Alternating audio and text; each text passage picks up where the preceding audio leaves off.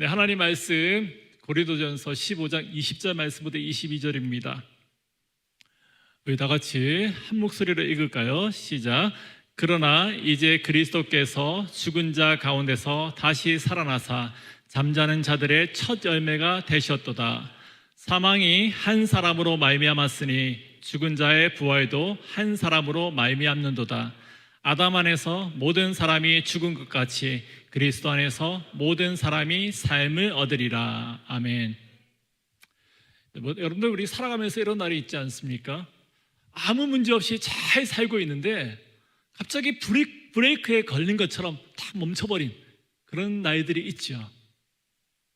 며칠 전에 비슷한 경험을 했어요. 전기회사에서 내일 오전 9시부터 전기가 끊길 예정입니다 라는 메일을 받았어요. 근데 솔직히 그런 생각 들잖아요. 설마 끊기겠어? 우리 집은 아니겠지. 다음 날이 됐어요. 아침 9시가 되었는데 불도 켜지고 커피 머신도 잘 작동하고 그 다음에 그러면서 그렇지 하면서 컴퓨터를 켰다고요. 그런데 9시 20분이 되자 진짜로 다 꺼져버린 거예요. 툭하니 다 꺼져버린 거죠. 불도 꺼지고 와이파이도 못 통이고 전자레인지도 작동을 안 하고 정수기마저도 워킹을 안 하니까 물을 따를 수가 없더라고요. 폰 배터리는 계속해서 줄어들고 그때 느껴지는 감정, 처음에는 당황스러웠어요. 조금 있으니까 불편해지더라고요. 조금 더 지나니까 나중엔 걱정이 되고 불안이 막 찾아오는 거죠. 그래서 다시 메일을 열어봤습니다. 그랬더니 오후 5시까지 정전이 예정돼 있대요. 그래, 5시까지만 버티자. 근데 여러분, 진짜 힘든 거는 그 다음이었어요. 5시가 지났는데 전기가 안 들어오는 거예요.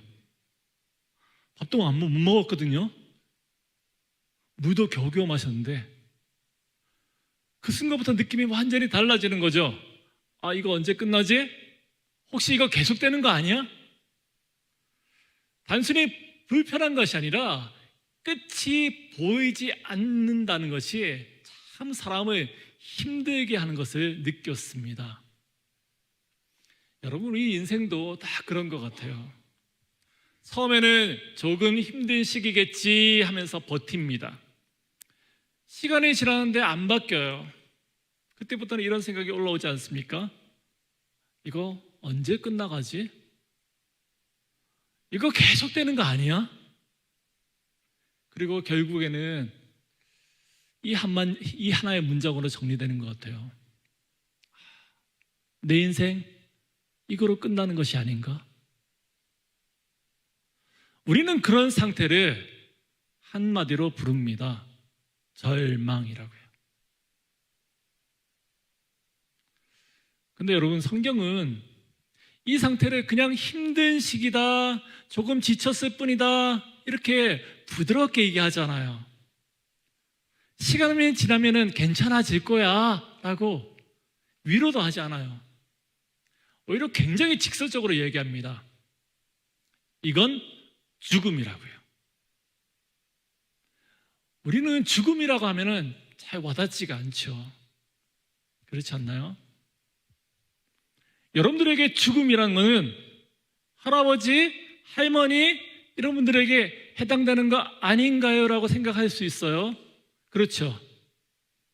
누군가의 심장이 멈추고 호흡이 멈추는 순간이 죽음일 거예요. 그런데 성경은 그렇게 말하지 않습니다. 성경에서 말하는 죽음은 훨씬 더 실시간적이에요. 하나님과의 연결이 끊어져 있는 상태, 이게 바로 성경이 말하는 죽음입니다. 아까 정전을 얘기했는데 전기 끊긴 얘기했는데 기억나십니까? 전기가 끊기는 순간 집안의 모든 게 멈췄어요. 커피 머신도, 아무리 좋은 스피커도, 최신의 전자제품도 전기가 없으면 그냥 멈춰있는 물건에 불과해요.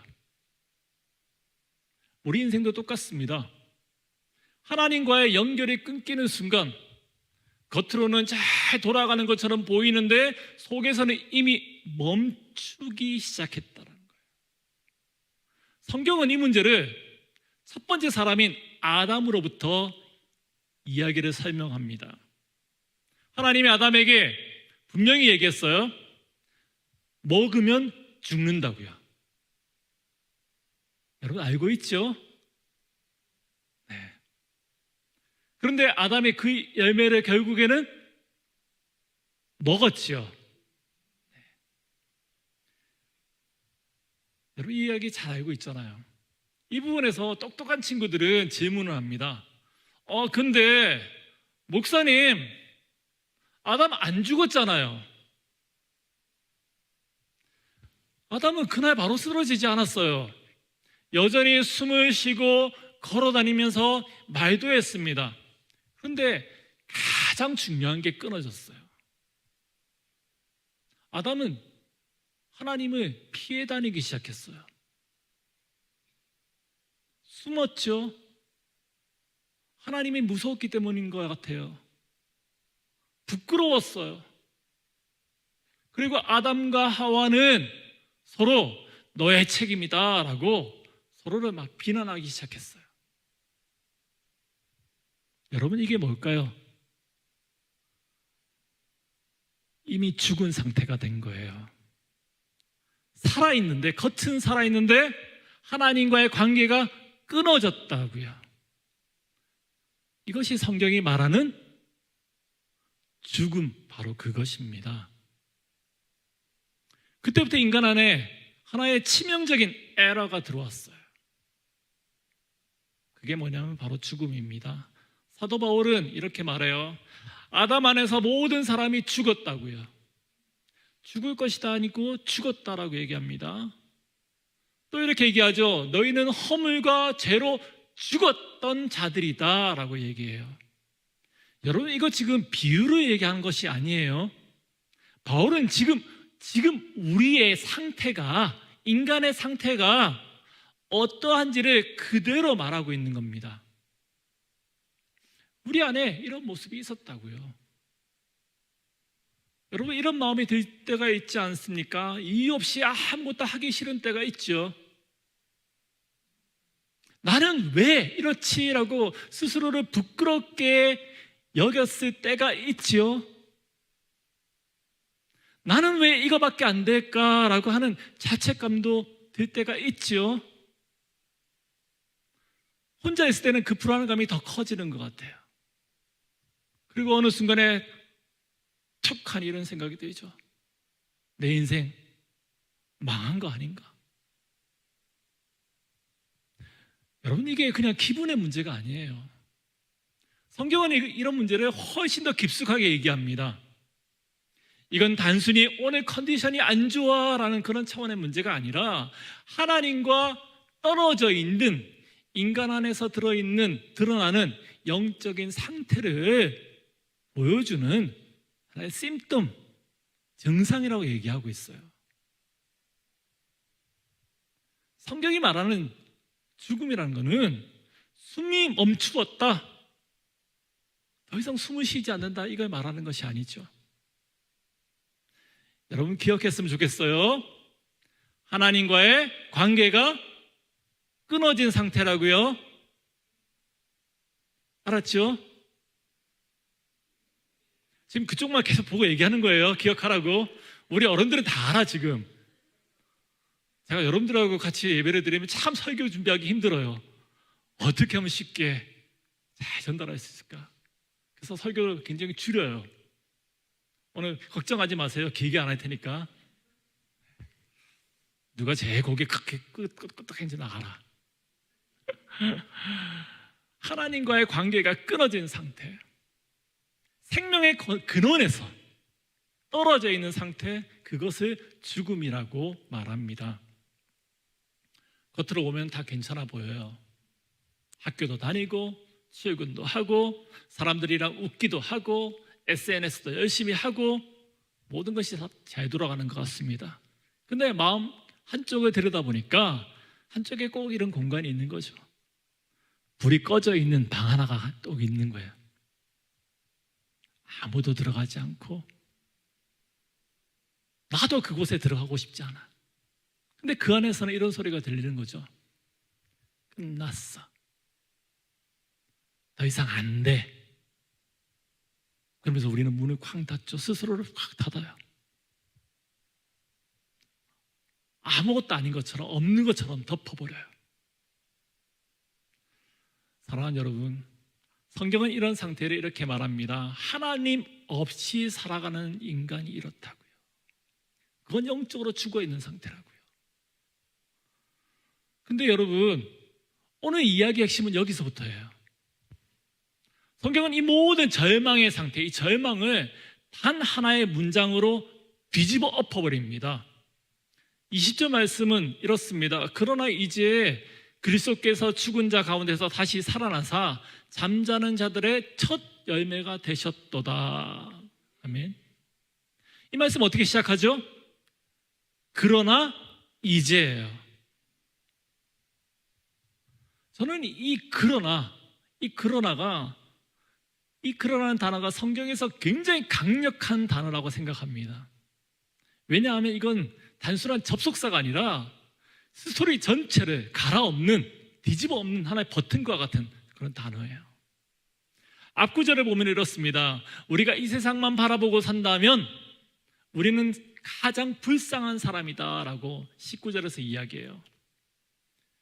이게 무슨 말이냐면 열심히 살아요, 버텨요, 계획을 세우고 잘 달려갑니다. 그런데 그 끝이 죽음이라면은 이게 다 무슨 소용이 있느냐라는 거죠. 허무하다는 거예요. 그러니까 뭐하러 그렇게 열심히 아둥바둥하면서 살았느냐라는 거예요. 사실 이 질문은 성경에만 있는 게 아니죠. 여러분 학교 다닐 때 한 번쯤은 읽지는 않았을 거예요. 들어본 적한 그런 책이 있죠. 이방인, 알브레트 까미라는 철학자가 쓴 이방이라는 작품이 있어요. 그 철학자, 실존주의 철학자 알브레트 까미가 이 문제를 가지고 평생 동안 고민했습니다. 까미는 이렇게 말해요. 인생은 부조리하다.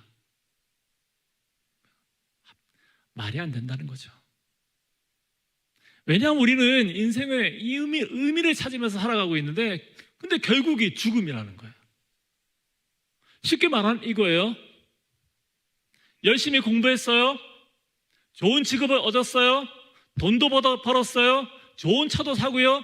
집도 사고 뭔가를 다 이제 이루었는데 그 마지막 결론이 죽음이에요. 그러면 질문이 생기는 거죠. 그러면 이거 왜 하지? 다 쓰고 가지도 못할 건데 이거 왜 내가 모을까?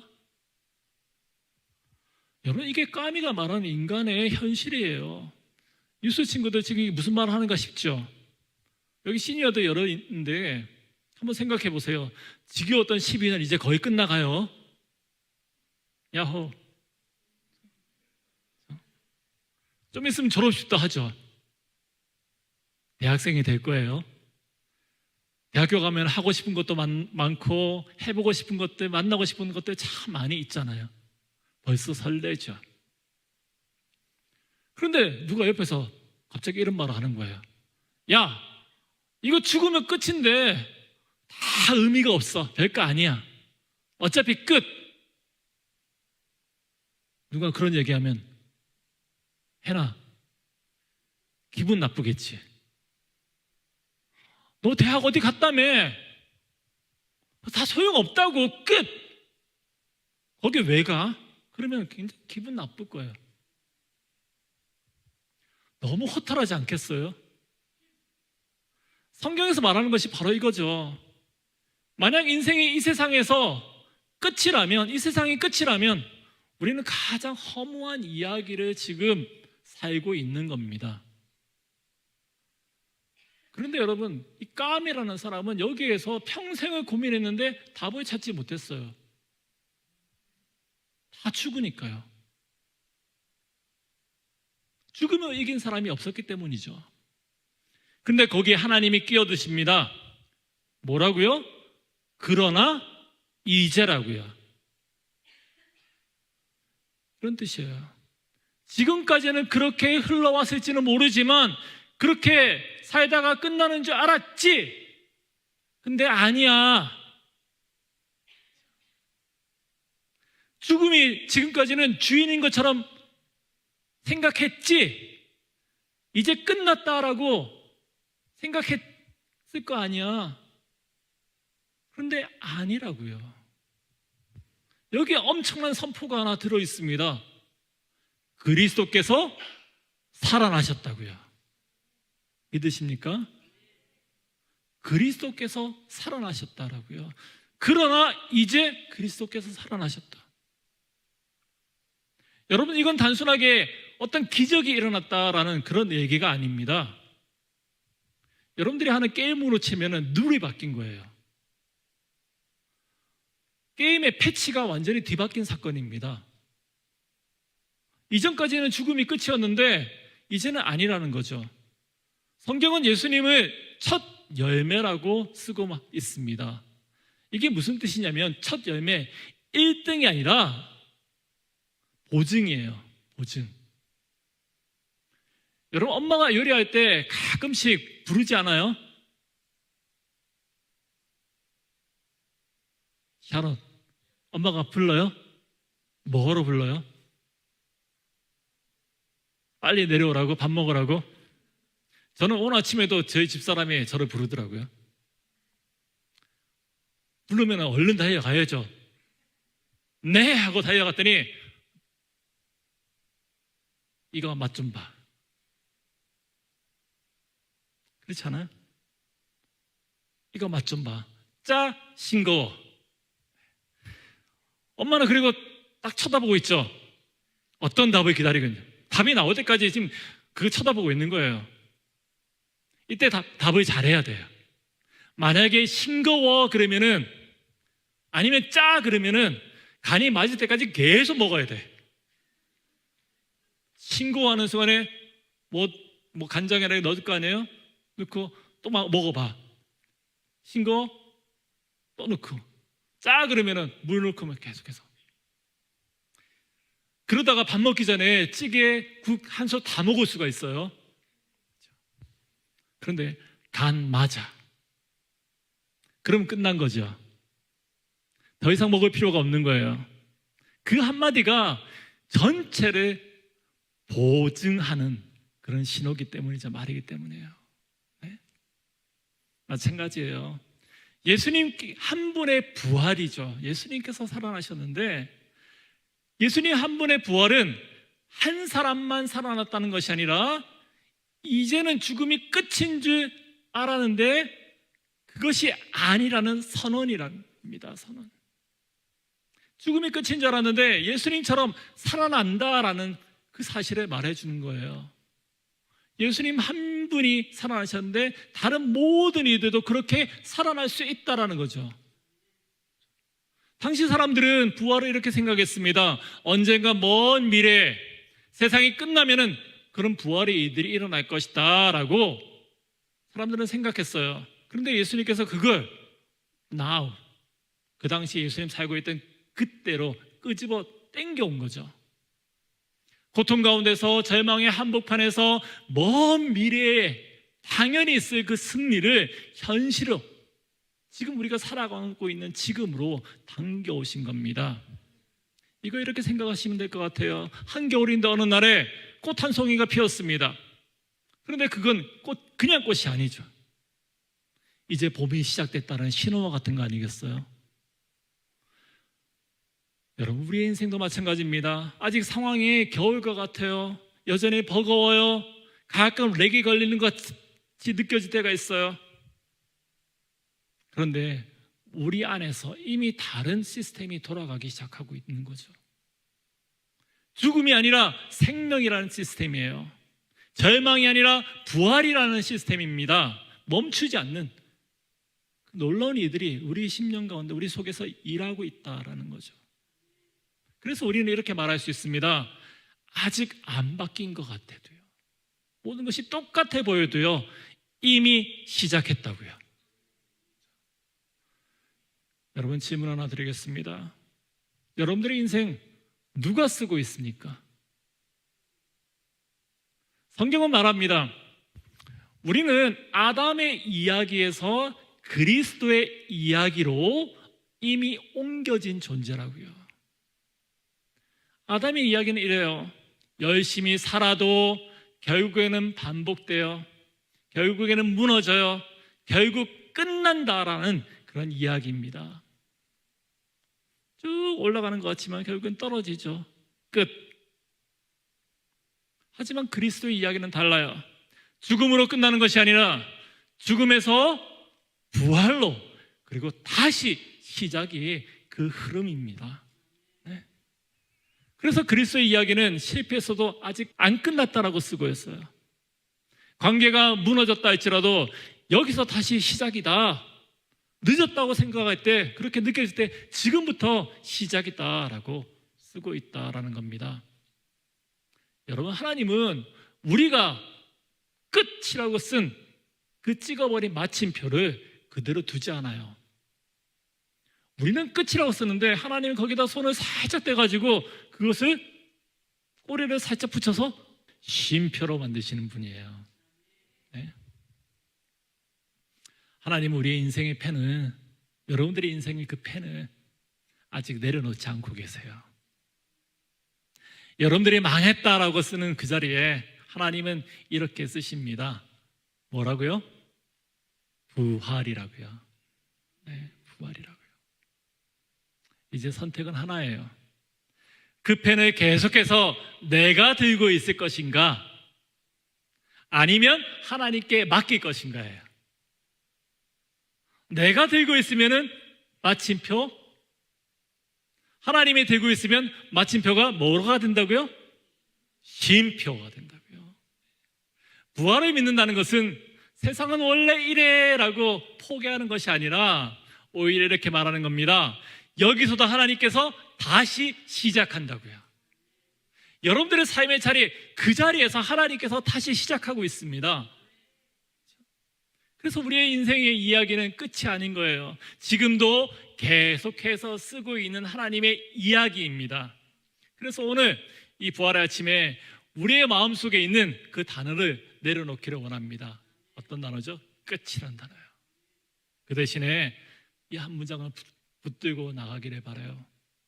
그러나 이제예요. But now예요. 그리고 조용히 들어보세요. 하나님이 이렇게 말씀하시는 거죠. 이제 내가 다시 쓰고 있다고요. 여러분의 인생 가운데서 진짜 리셋이 아니라 리뉴얼이 시작되기를 원합니다. 부활하신 주님과 함께 다시 걸어가는 저와 여러분 되기를 주님의 이름으로 축원합니다.